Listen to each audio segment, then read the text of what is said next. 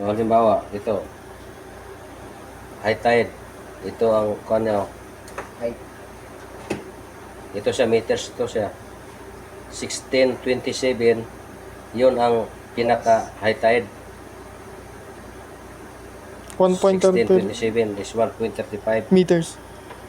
meters. Malaki pala yun, Oo. 1.35. Pero galing yan sa ano, yung sukat na yan, galing sa pinaka low water siya, tapos dinagdagan siya ng 1.35.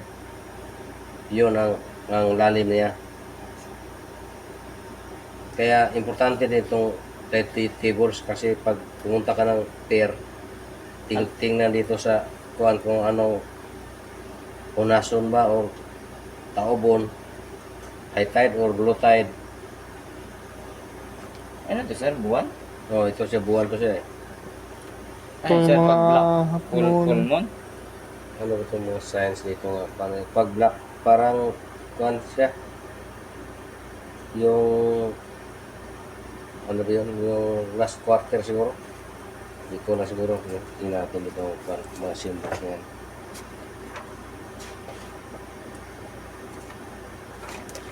Ito mga graphics sa ano.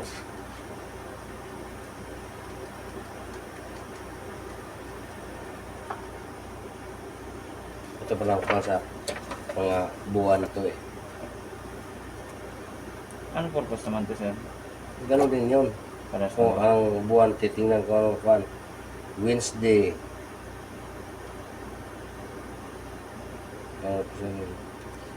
Wednesday 2091.